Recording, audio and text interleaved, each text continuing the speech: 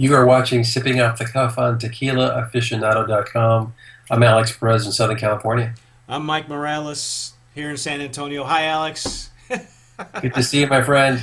Hey, We're back. thank God you're Thank okay. God, you're good. Thank God. Thank God.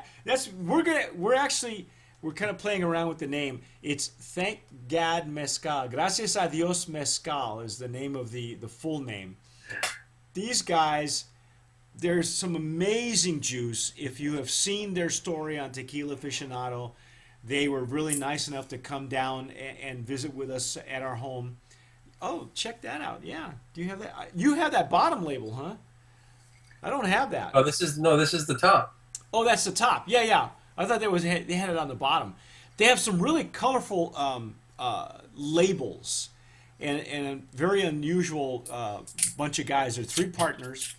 The one gentleman that lives here in San Antonio, his name is Jaime Niembro, and they have done a great job with this mezcal. They have a series of them. This one we're going to try tonight is the Espadin Joven, and they're all at the same ABV, Alex, but it's a much higher ABV than it's almost a traditional strength ABV. I can't see it.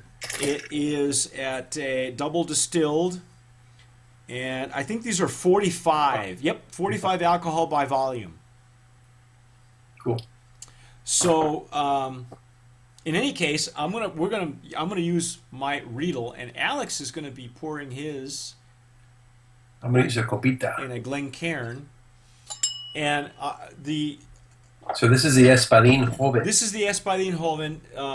Just So to being the plant. Yeah, Espadin is the plant, and they have a whole series of mezcals that if you can find them everywhere. You can find them on Facebook, on Twitter.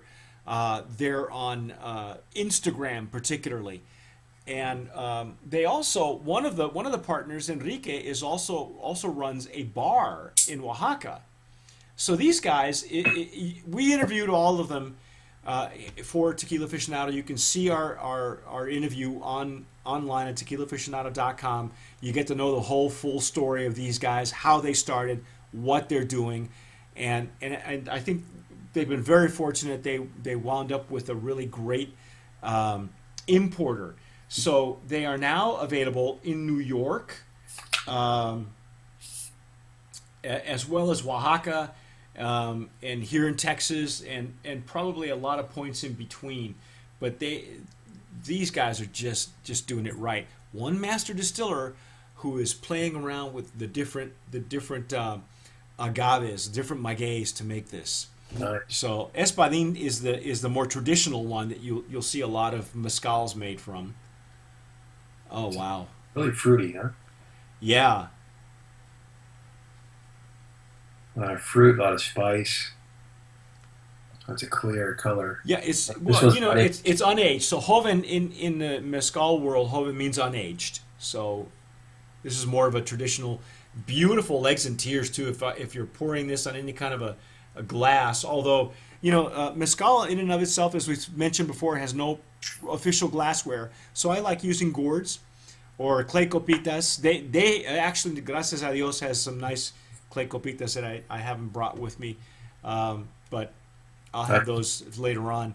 But beautiful nose on this, nice legs and citrus tears. too, Oh, huh? wow. Not as smoky as you would think. No. It is present there. Yes. They're very upfront. They will tell you exactly what their process is. You can see it on their website. You can see pictures of it in their albums on Facebook. They hide nothing. I believe they're considered organic, I think. Although this particular line doesn't have the seal on it yet, the USDA seal, but they are taking measures to be considered organic, and so and you'll see those videos. You can also see them on our YouTube channel as well. That whole video series is available. You can just binge watch all their questions and answers to us. Wow. Wow, that is really fruity, Alex. Huh? Right here at the very top. Yeah. Wow. A lot of fruit, spice, just a little smokiness. Nice balance on the nose. Yeah, this is really something. Mm. Mm.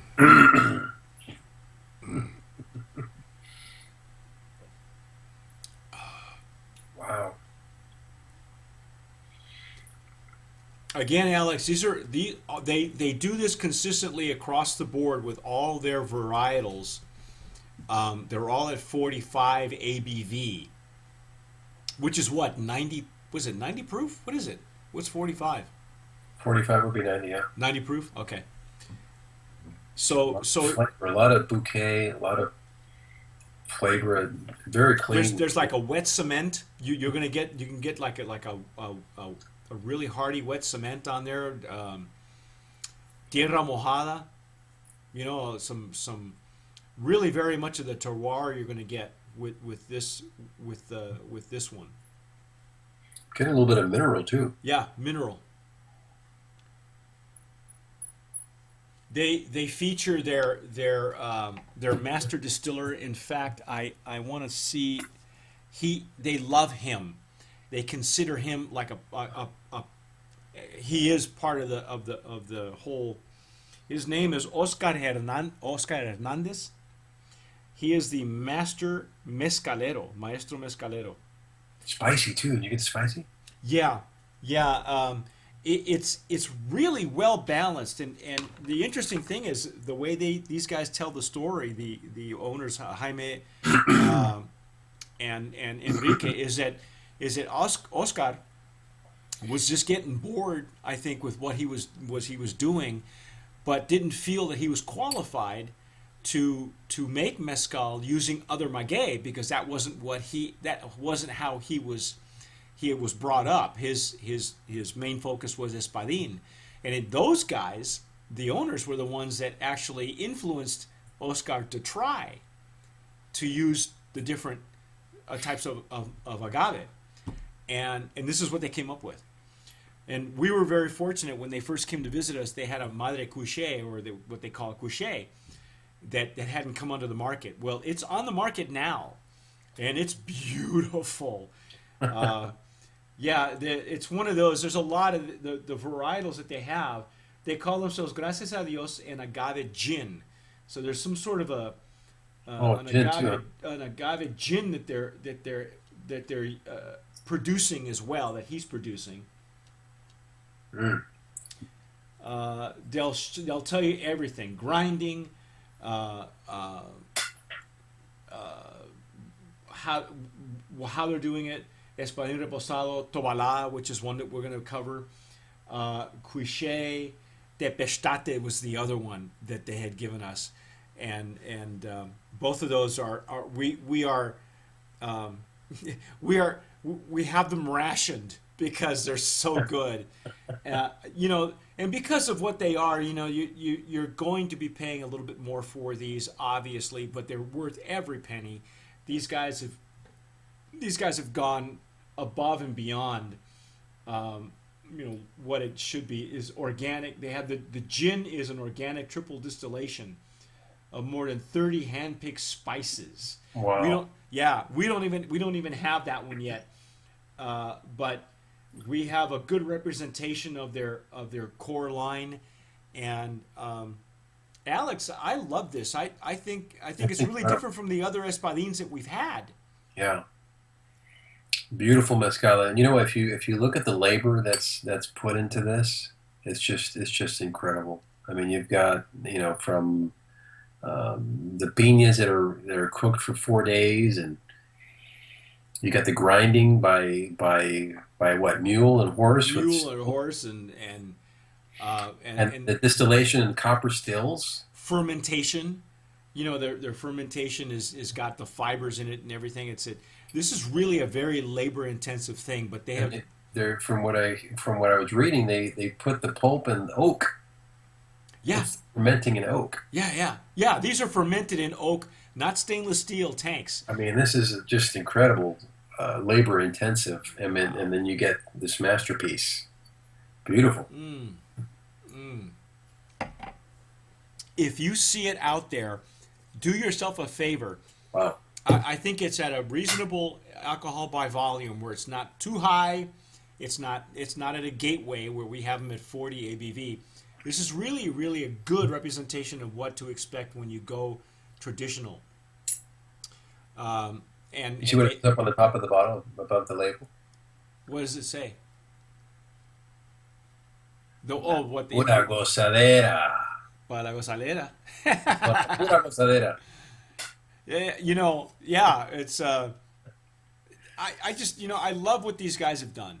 I really and they're I asked them why did they get involved in mezcal. He goes, we loved mezcal. We always have.